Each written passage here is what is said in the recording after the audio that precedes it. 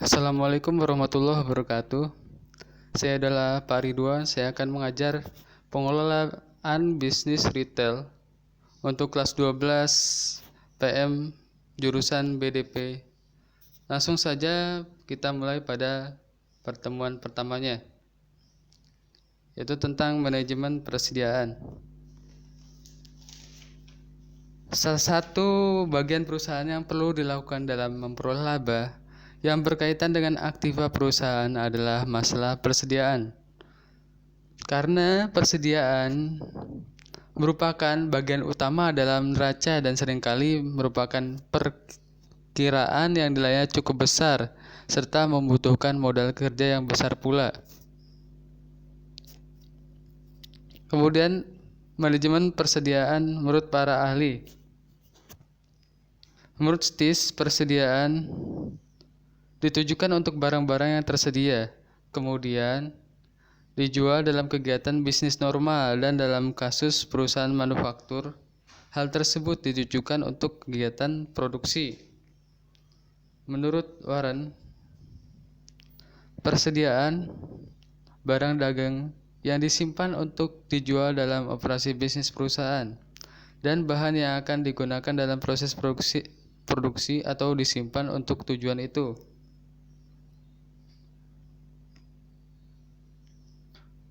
Fungsi persediaan. Fungsi persediaan dalam memenuhi kebutuhan perusahaan adalah sebagai berikut, yaitu menghilangkan risiko keterlambatan pengiriman barang, menghilangkan risiko materi jika ada pengembalian, menghilangkan risiko kenaikan harga barang, menghilangkan risiko ketidaksediaan barang, mendapatkan potongan kuantitas atas pesanan, kemudian memberikan pelayanan pada pelanggan. Kemudian tujuan persediaan. Sedangkan adanya tujuan persediaan adalah sebagai berikut. Untuk memperoleh diskon sehingga harga unit menjadi kecil, biaya pengangkutan per unit menjadi rendah, kemudian agar dapat memenuhi permintaan konsumen atau pelanggan sebaik mungkin, mencegah terhentinya produksi karena kekurangan bahan, memperkecil investasi dalam persediaan dan biaya pergudangan, mencapai penggunaan mesin yang optimal, menghilangkan risiko kelangkaan bahan baku untuk bahan baku yang bersifat musiman. Kemudian, klasifikasi inventory. Ada beberapa klasifikasi inventory yang digunakan oleh perusahaan, antara lain yaitu inventory produksi. Inventory produksi adalah bahan baku dan bahan-bahan lain yang digunakan dalam proses produksi dan merupakan bagian dari produk. Sedangkan inventory MRO yang termasuk dalam kategori ini adalah barang-barang yang digunakan dalam proses produksi namun tidak merupakan bagian dari produk, seperti pelumas dan pembersih. Inventory MRO ini lebih ke arah maintenance, repair, dan operating supplies.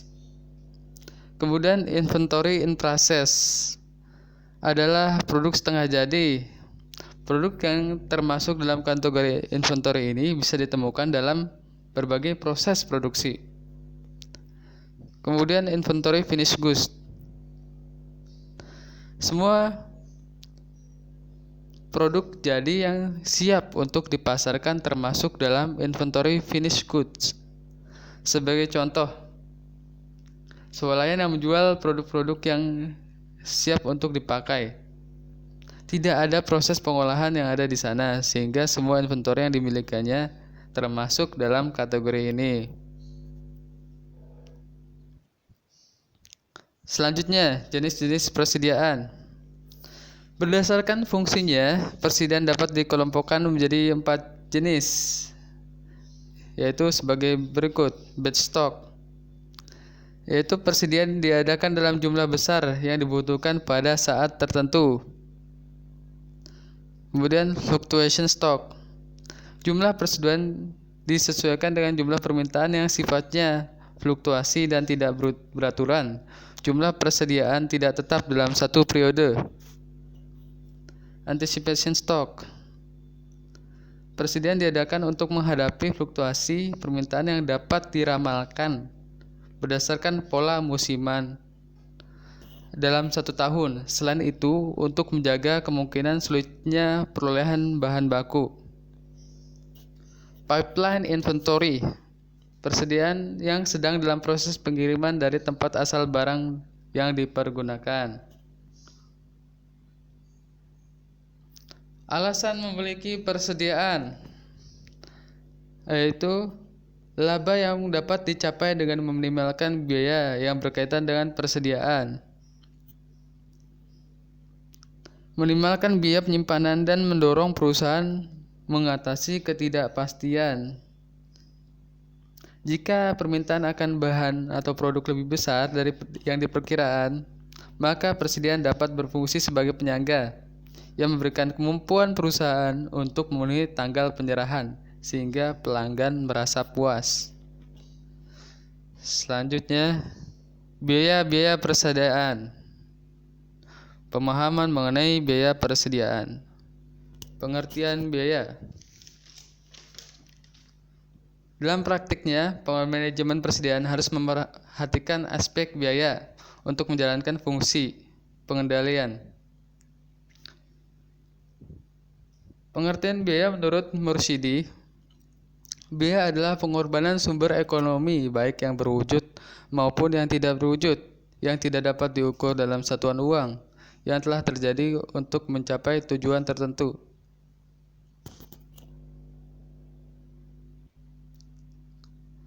Apa yang dimaksud dengan biaya persediaan? Biaya persediaan adalah biaya yang muncul akibat adanya pengadaan persediaan, penyimpanan, hingga persediaan tersebut keluar, dijual atau digunakan perusahaan.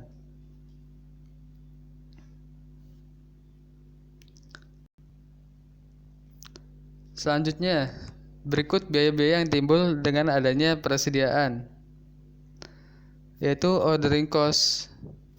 Ordering cost diantaranya adalah biaya administrasi pembelian, biaya pengangkutan bongkar muat, biaya penerimaan, kemudian biaya pemeriksaan. Untuk inventory carrying cost adalah yang termasuk dalam inventory cost, biaya pergudangan, biaya pajak kekayaan atas investasi, risiko ketinggalan, risiko beban, kerusakan, kecurian, dan lain-lain. Untuk biaya out of stock antara lain itu pelanggan meminta atau memesan suatu barang sedangkan barang yang dibutuhkan tidak tersedia. Kemudian pengiriman kembali pesanan order. Yang kemudian biaya yang berhubungan dengan kapasitas yang terdiri dari biaya kerja lembur, biaya latihan, biaya pemberhentian kerja, kemudian biaya pengangguran. Selanjutnya, status kepemilikan persediaan barang. Kesulitan untuk menentukan perpindahan hak atas barang timbul dalam kondisi seperti berikut. Barang-barang dalam perjalanan goods in transit,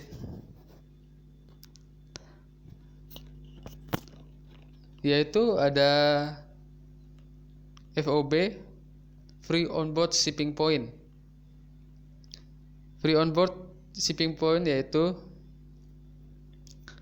prinsip pengakuan hak kepemilikan seperti ini biasanya sulit dilakukan karena biasanya pembeli tidak mengetahui kapan barang akan dikirim. FOB Destination. Bila syarat pengiriman barang adalah FOB Destination, hal ini berarti bahwa hak atas barang baru berpindah pada pembeli barang-barang yang sudah dikirim. Kemudian barang yang dipisahkan, segregated goods. Seringkali pada saat terjadi kontrak penjualan barang dalam jumlah besar, pengiriman barangnya tidak bisa dilakukan sekaligus. Kemudian barang-barang konsinyasi. Pada penjualan sistem konsinyasi atau titipan, maka status barang-barang yang dititipkan atau dijual belikan, haknya masih tetap pada yang menitipkan sampai barang-barang tersebut dijual. Kemudian penjualan angsuran. Dalam penjualan angsuran, hak atas barang tetap pada penjual sampai seluruh harga jualnya dilunasi. Penjual akan melaporkan barang-barang tersebut dalam persediaannya dikurangi dengan jumlah yang sudah dibayar. Kemudian metode pencatatan persediaan. Berikut adalah 2 macam metode pencatatan biaya persediaan yang dipakai dalam biaya produksi, yaitu ada sistem perpetual. Disebut sistem perpetual karena pencatatan akuntansinya dilakukan secara kontinu. Perpetual baik untuk pencatatan jumlahnya maupun biayanya atau harga pokoknya. Kemudian sistem periodik disebut sistem periodik karena penghitungan jumlah dan nilai persediaannya hanya akan diketahui pada akhir periode saja untuk penyiapan pembuatan laporan keuangan.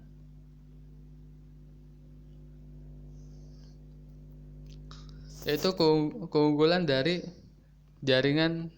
manajemen jaringan persediaan. Keuntungan strategis dengan adanya sistem informasi dan jaringan manajemen sebagai berikut, yaitu meningkatkan ketersediaan produk, antara lain untuk memenuhi kepentingan dalam pemenuhan persediaan barang dagangan yang mempunyai sifat yang cepat habis. Kemudian untuk memenuhi kebutuhan pelanggan terhadap pilihan barang dengan sesuai dengan apa yang diinginkan pelanggan serta di mana mereka menginginkannya. Kemudian meningkatkan return of investment. Return of investment yaitu menghasilkan suatu target pengembalian atas investasi. Return of investment rumusnya adalah margin laba bersih dikali aset turnover.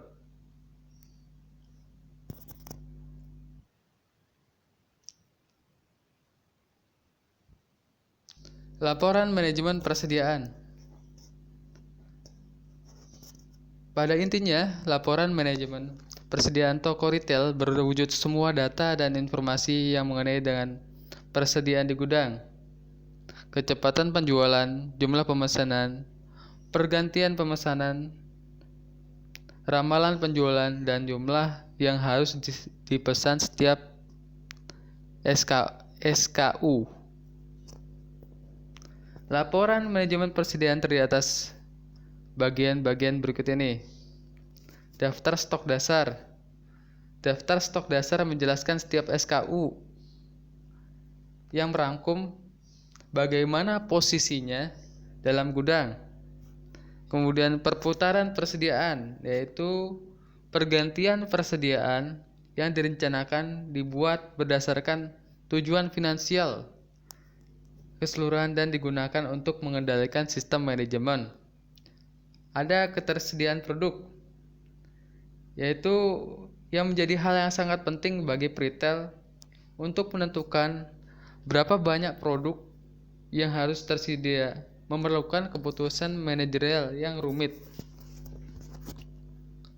Kemudian stok cadangan adalah stok yang digunakan untuk berjaga-jaga yang terjadi jika kehabisan stok dikarenakan permintaan melebihi jumlah yang diperkirakan. Kemudian peramalan, salah satu teknik meramalkan penjualan dengan smoothing eksponensial, di mana penjualan di periode waktu yang lalu diberi bobot untuk meramalkan penjualan pada periode mendatang. Kemudian titik pemesanan merupakan jumlah barang yang harus tersedia. Jumlah yang dipesan yaitu merupakan selisih antara jumlah barang yang tersedia dengan titik pemesanan. Selanjutnya, arus informasi bisnis retail. Proses pembelian suatu barang dagangan akan mencetuskan suatu rangkaian pesan informasi sepanjang sistem dan yang dapat dijelaskan ini seperti pada gambar berikut ini. Informasi pembelian dicatat dalam terminal pos, yaitu point of sales, dan dikirim ke pembeli atau perencana. Kemudian, informasi pembelian secara khusus dikumpulkan oleh pedagang retail dan pesanan dibuat serta dikirimkan pada penjual dengan menggunakan suatu sistem yang disebut pertukaran data elektronik. Kemudian, pembeli atau perencana berkomunikasi dengan vendor atau penjual mengenai pembelian atau pemesanan barang dagangan. Selanjutnya, pembeli atau perencana berkomunikasi dengan pusat distribusi untuk mengkoordinasikan aktivitas perantara dari vendor ke toko. Selanjutnya, memeriksa status persediaan. Setelah itu, para manajer toko juga berkomunikasi dengan pusat distribusi untuk mengkoordinasikan pengantaran dan memeriksa status persediaan. Arus logistik barang. Arus logistik barang yaitu ada pusat distribusi, manajemen transportasi masuk, kemudian habis itu mendapatkan barang dagangan secara langsung, berlanjut pada pengiriman toko. Pada pusat distribusi yaitu mengkoordinasikan berbagai aktivitas yang terkait dengan barang dagangan. Kemudian pada manajemen transportasi masuk ini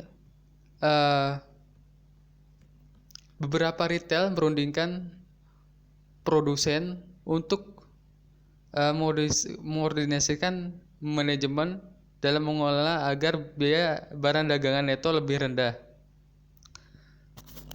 Pada saat barang dagangan secara langsung, yaitu barang dagangan siap dipakai dan ditempatkan di area penjualan. Selanjutnya ke pengiriman toko. Pada pengiriman ke toko ini, toko retail harus memperhatikan biaya dari berbagai alternatif pengiriman. Sering dihindari langkah ekstra untuk mengirimkan barang dagangan ke pusat karena barang-barang ada yang mudah rusak dan tidak tahan lama. Terima kasih atas perhatiannya. Jika ada pertanyaan, maka bisa dihubungkan dengan nomor yang ada di layar. Kemudian siswa wajib mengerjakan tugas yang ada di Google Form. Tugasnya ada di link yang saya sisipkan di bawah komentar ini. Terima kasih. Wassalamualaikum warahmatullahi wabarakatuh.